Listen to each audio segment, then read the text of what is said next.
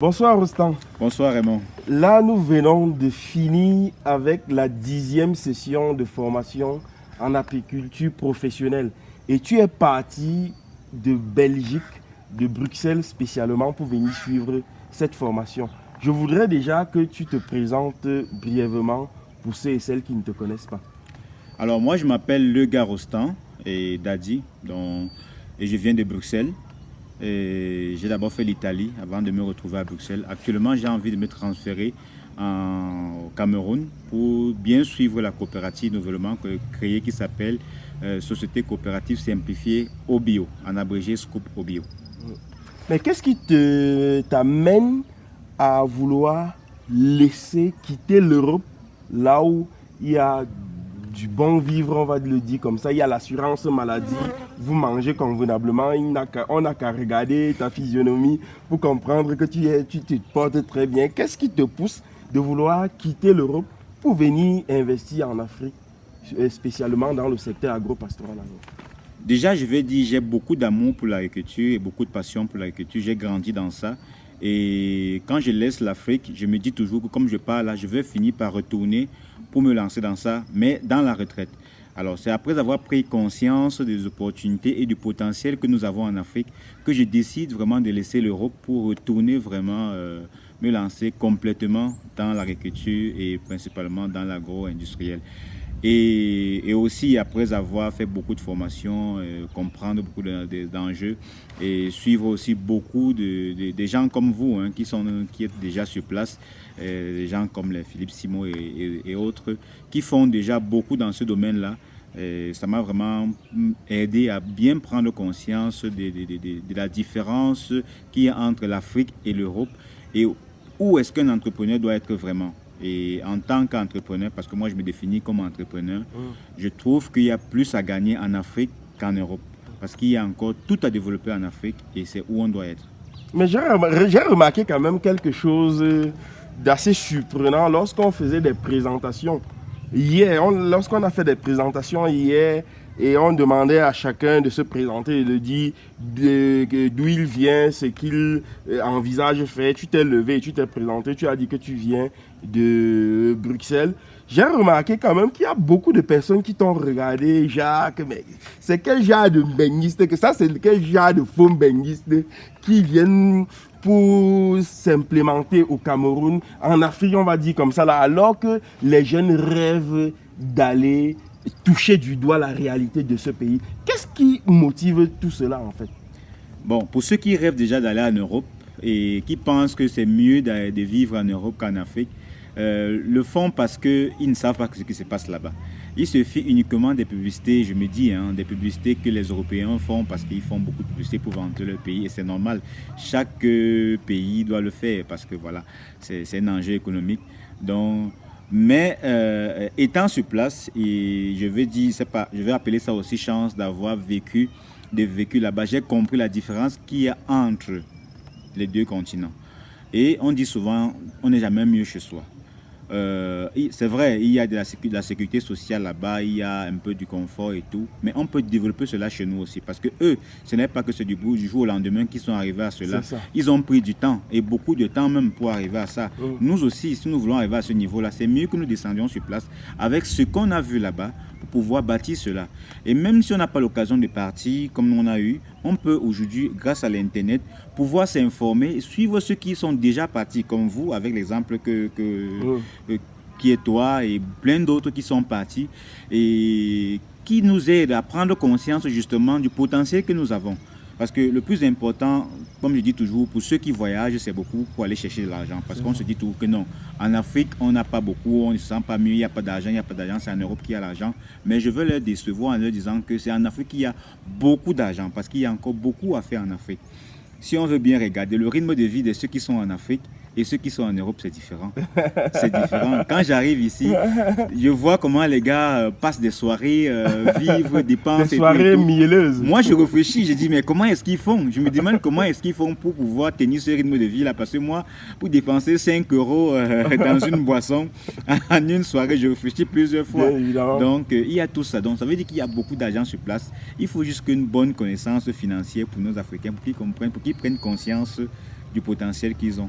Je dois d'abord préciser quand même qu'en 2015, tu étais en Italie. Je précise que déjà pour cette formation, vous êtes parti de Bruxelles, vous étiez deux. J'ai préféré faire cet entretien avec toi parce que je te connais depuis l'Italie. Lorsque j'arrive en Italie en 2009, on se rencontre en Italie, on fait beaucoup de choses ensemble. En 2015, toi, tu décides de quitter l'Italie d'abord pour venir investir dans l'agro-pastoral. Mais quelques années plus tard, tu plies bagage et tu retournes. Qu'est-ce qui s'est passé en réalité? En fait, comme j'ai dit tantôt, quand j'arrive en Italie, c'était beaucoup plutôt faire ma carrière professionnelle, universitaire et professionnelle. Et c'est après la retraite que je comptais rentrer pour pouvoir m'occuper de l'agriculture. Parce que j'ai grandi dans une famille agricole, quoi, dont mes parents, même jusqu'à aujourd'hui, le font.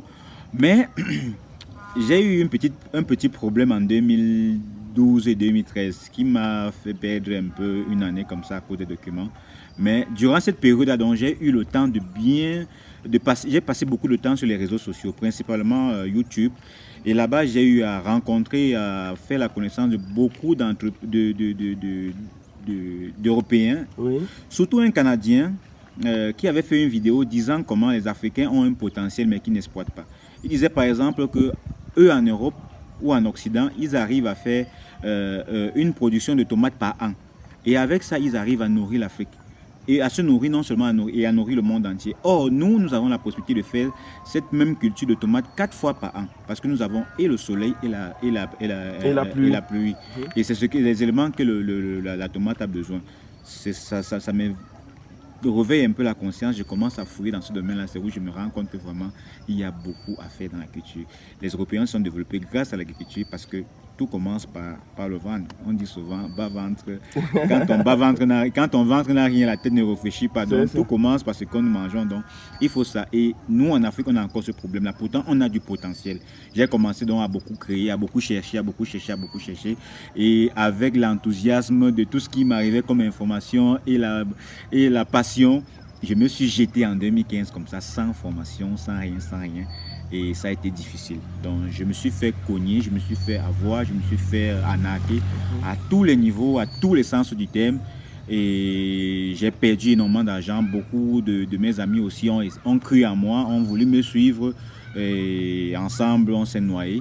Voilà, j'ai pris le courage à deux mains, je suis retourné. Mais ayant vu le potentiel qu'il y avait sur place, j'ai décidé de retourner. Pas pour caler, mais pour mieux me former, pour mieux me préparer avant de descendre. Et c'est ce que j'ai fait durant ces dernières années-là. Donc depuis 2016 que j'étais retourné, jusqu'à aujourd'hui, j'ai toujours eu à travailler sur moi-même, à travailler sur mon potentiel.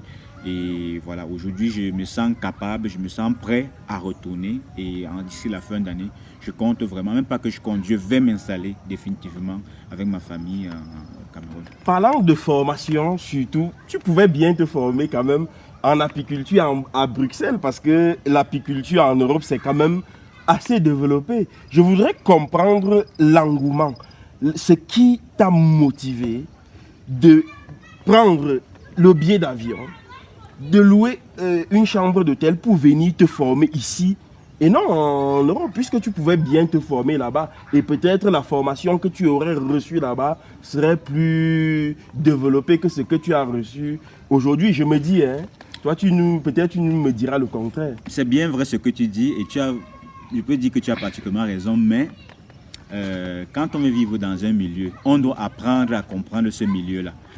Et pour comprendre ce milieu-là, il faut aller vers ceux qui sont déjà dans le milieu et qui exercent déjà dans ce qu'on a envie de faire. Moi, par exemple, l'apiculture, je n'avais jamais pensé faire ça un jour.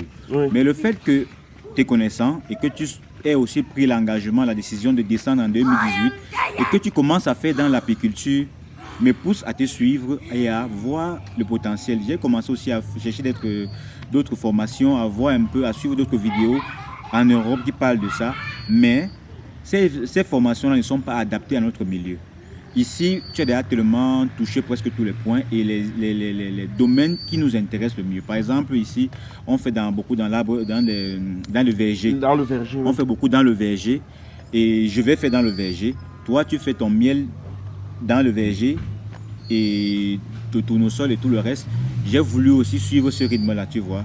Et avec ton exemple, avec ton résultat, avec tout ce que tu as déjà produit, étant sur place, j'ai dit voilà, je vais m'installer au Cameroun, ce n'est pas en Belgique que je compte rester.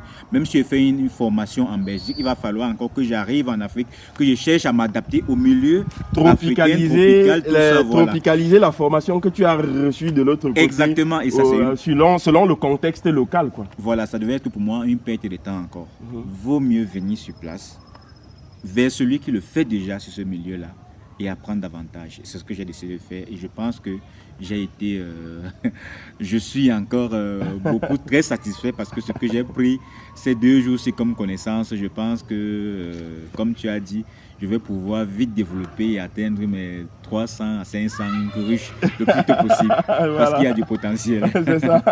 Revenons un peu en arrière pour parler de 2015 où tu décides de rentrer définitivement et après tu plies bagage pour retourner encore. Sur quelle spéculation agricole tu avais injecté tes revenus? Beaucoup plus dans la production des tomates. Tu avais fait les tomates en 2015. Oui, j'avais fait d'abord la tomate. Oui, j'avais fait d'abord la tomate en 2015, surtout la tomate, parce que je m'étais concentré d'abord sur la tomate, parce que je m'étais rendu compte qu'à l'époque, on avait une société qui produisait les tomates. C'était des petites boîtes rouges comme ça là. Exactement, 70 grammes comme ça. Voilà, oui. Et en suivant les informations, les informations que j'ai eues à cette période-là, je me suis rendu compte qu'ils ont fermé, c'était en 2001, 2002 comme ça, pour manque de matières premières. J'ai dit, mais pourquoi est-ce qu'ils n'arrivent pas à produire? Pourtant, on a du potentiel sur place. Et où je me suis rendu compte que justement, les gens produisent ici. Et eux, ils avaient justement ce problème, un manque de matières premières, parce que les agriculteurs ici produisent beaucoup plus en saison de pluie et très peu en saison sèche. Or, pendant cette période-là, les sociétés ont besoin de tourner, la société a besoin de tourner. N'ayant pas de matières premières, ils étaient obligés de fermer.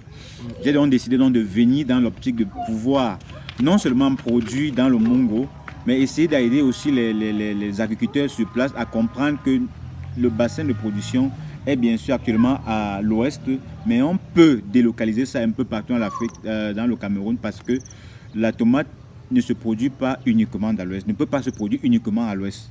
Ça peut se produire partout, parce qu'ailleurs, on a les conditions réunies pour pouvoir le faire. Je suis donc venu dans l'optique justement de faire ça, faire comprendre aux agriculteurs que non, on peut produire partout, et maintenant attirer les agriculteurs dans ce domaine-là, pour après maintenant créer une industrie pour pouvoir transformer cette tomate-là. Donc ça, c'était un peu l'objectif que je m'étais fixé. Initial, oui, oui. Mais, quand tu décides de te lancer dans la tomate en 2015, le but déjà, c'était d'écouler tes tomates en fruits ou bien transformées? D'abord en fruits. C'était d'abord en fruits. Mais est-ce que tu savais au préalable il arrive parfois que la tomate chute parfois à 2500 francs l'occasion? Oui, je savais, j'avais toutes ces informations-là. Oui. Donc c'était d'abord pour faire comprendre, d'abord en fruits, et faire comprendre aux gens qu'on peut produire sur place. C'est ça. Donc c'était d'abord ça. Donc faire comprendre aux agriculteurs qui sont beaucoup plus concentrés dans, parce que dans le Mongo, on fait beaucoup plus dans le café, cacao, papaye, ananas, principalement en Djombe, parce que c'est ma localité natale. Oui. Donc c'était beaucoup plus ça. Cacao et tout. Donc je voulais amener justement la population locale à comprendre qu'on peut produire la tomate sur place. D'abord ça. Et on peut s'en sortir avec la tomate.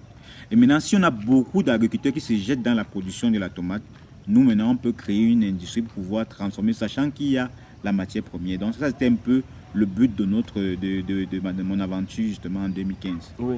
Et ça a été une catastrophe. Une catastrophe. Là maintenant, tu reviens avec toutes ces connaissances puisque tu as appris de tes erreurs. Maintenant, lorsque tu es arrivé, qu'est-ce que tu as déjà mis en place ou bien avec la coopérative que tu as mis en place, que vous avez mis en place, qu'est-ce que vous avez déjà engagé sur le terrain? L'année passée, en juillet 2021, on a mis presque 13 500 pieds de bananes plantains. Donc, bananes et plantains. Oui. Donc, disons, il y avait 12 000 pieds de plantains et 1500 pieds de bananes. Donc, on a mis ça l'année passée et on a commencé avec les premières productions. C'est vrai qu'on a été beaucoup menacé par la sécheresse. Oui. Donc, du coup, ça nous a retardé. Ça a retardé beaucoup la croissance de beaucoup de nos plants. Oui.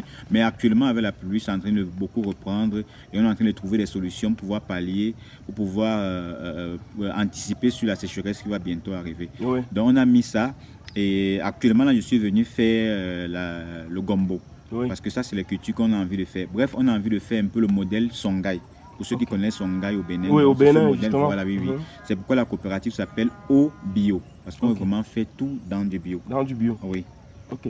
Et donc, là, vous voulez faire tout dans du bio, mais tu te souviens, de toute façon, tu sais que dans plusieurs de mes publications, je déconseille parfois à ceux-là qui vivent dans la diaspora d'investir dans l'agriculture, surtout en choisissant les produits maraîchers. Est-ce que tu as conscience du danger qu'il y a vivant actuellement encore à Bruxelles, puisque tu y vis encore, tu n'es pas encore rentré, les difficultés qu'il y a de vivre de ce côté et d'investir dans les cultures vivrières comme la banane plantain, dans les cultures maraîchères comme le gombo, la tomate, etc. Alors, je suis très conscient de cela. Moi-même, je déconseille beaucoup aux personnes qui vivent dans la diaspora de faire dans ça. Et l'année passée, parce qu'on a actuellement 3 personnes qui travaillent pour nous, que je leur fais un grand coucou, je les remercie encore pour le travail qu'ils font. Et depuis presque 1 an et demi, ils sont avec nous. L'année passée, au mois d'août, août-septembre, on a fait une petite expérience de gombo. Gombo, maïs, soja et haricots. Et on a vu les résultats. C'est à base de ces résultats-là qu'on a essayé maintenant, cette fois-ci, de lancer un peu le gombo. Oui. Et je suis venu moi-même pour gérer cette production-là. Donc, je suis venu gérer la production. Maintenant, au terme de cette production, c'est là, parce qu'on est organisé, on est au nombre de 6 normalement dans la coopérative. Je rentre normalement le 30, donc le dimanche prochain. Mais avant de rentrer, il y a une de nos partenaires qui sera là le 29. Qui va prendre la relève après moi. Donc on a organisé telle en sorte qu'on puisse qu'il le suivi et puisse être là. Parce que la difficulté c'est que quand tu laisses les employés sur place, quand tu les ouvriers au champ et que tu pars, dès que tu tournes le dos le plus souvent à l'Europe, il n'est plus là. Donc il y a au moins donc on a essayé de nous organiser comme ça, au moins pour voir le résultat, comment c'est passé. Mais en réalité, ce qu'on a envie de faire de gros, c'est quand je serai sur place. Donc c'est à partir de l'année prochaine que je vais m'installer et puis je vais vraiment bien lancer la coopérative. Tu as parlé de la culture du maïs que vous aviez fait. À quel but vous avez décidé de faire dans la culture du maïs? C'était pour le vendre frais ou sec? Et vous aviez combien d'hectares lorsque vous lanciez cette culture-là? Non, on n'a pas fait grand-chose. On a fait juste une petite superficie. Je pense que c'était sur 50 mètres carrés. Parce qu'on a fait 50 mètres carrés de maïs, 50 mètres carrés de gombo, 50 mètres carrés de soja et 50 mètres carrés de haricots. Et quel était le but de faire? C'était un test.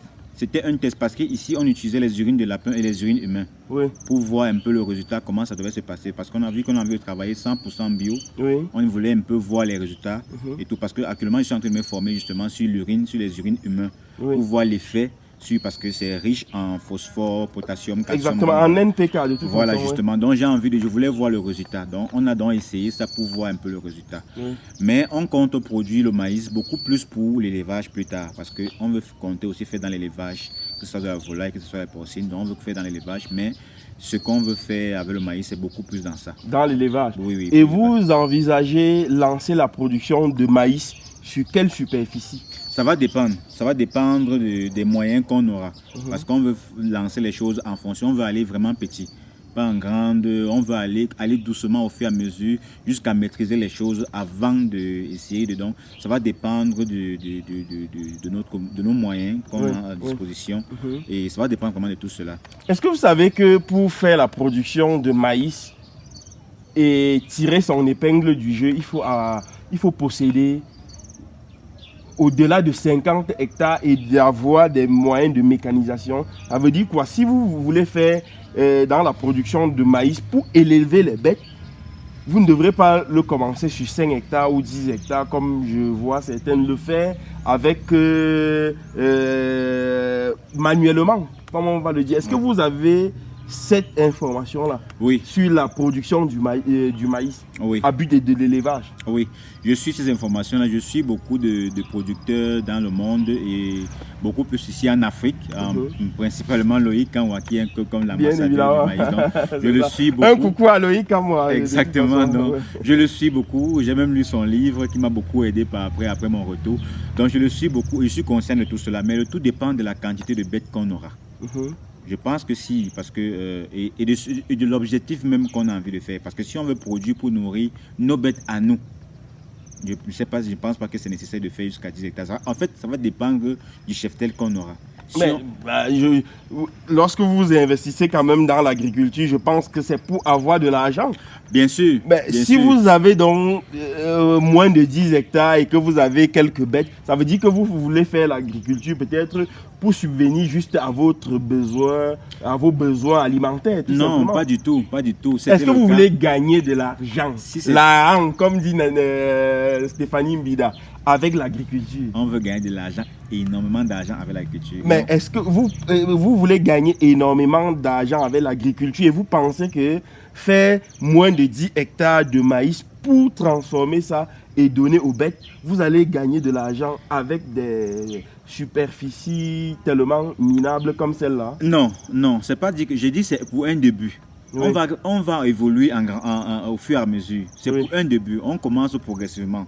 Il n'est même pas dit qu'on va faire d'abord 10 hectares. Peut-être on va commencer avec des mi-hectares, 1 hectare, en fonction de nos moyens Oui. et en fonction du nombre de bêtes que nous avons. Oui. Donc on va évoluer au fur et à mesure. Mais l'objectif, c'est justement de bien grandir. Parce que pour l'instant, on a 50 hectares. On ne va pas s'arrêter à 50 hectares. On peut aller au-delà. Donc on veut aller au-delà.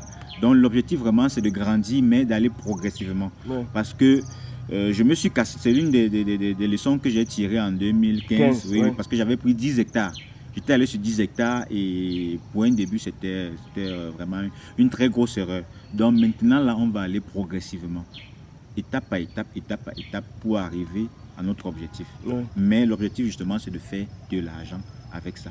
Et présentement, qu'est-ce que vous avez dans votre exploitation agricole comme culture? Plantain, banane, arbres fruitiers, parce qu'on a planté 700 arbres fruitiers l'année passée. Ndolé, on a aussi mis du ndolé. Oui. Et le gombo. Et le gombo. Oui. Ça, c'est ce qu'on a actuellement. Et parce qu'on a pris sur 50 hectares, on est en train de travailler actuellement là sur 11 hectares normalement, oui. Oui. Oui. Donc, on va aller progressivement. Magnifique. Merci beaucoup, Rostand. Un dernier mot peut-être pour tous ceux et celles qui nous regardent. Alors, je peux simplement dire à tout un chacun, à tous ceux qui ont envie de rentrer en Afrique, de s'informer, de se former, de ne pas avoir peur, de croire en ce qu'ils ont envie de faire et de donner le nécessaire, de donner tous les moyens qu'il faut pour pouvoir réussir. Parce que pour rentrer en Afrique, on ne se lève pas du jour au lendemain pour rentrer. Il faut vraiment prendre toutes les informations nécessaires qu'il faut. Et on a justement beaucoup de personnes qui peuvent aider dans ce sens-là. Par exemple, Raymond est là. Il est déjà sur place. Ça fait bientôt 5 ans comme il est sur place. Donc il a beaucoup d'expérience. En le suivant, en allant vers lui, en demandant du conseil auprès de ceux qui sont déjà là, ça va beaucoup nous aider à gagner en temps et en argent. Merci beaucoup, Rostand. Merci Raymond, merci beaucoup. Bon retour à Bruxelles. Merci et beaucoup de courage pour ce que tu fais. Merci, on se dit à très bientôt. À très bientôt. Merci aussi à vous qui avez regardé cette vidéo. Rostand était là, il est parti de Bruxelles. Ils étaient deux de toute façon. Ils sont arrivés. J'ai préféré bavarder avec lui comme ceci pour que vous ayez plus ou moins le contenu. En fait, ce qui le motive de vouloir véritablement s'investir ici en Afrique. Donc, je vous donne rendez-vous probablement cette même semaine pour une autre émission. On se dit à très bientôt.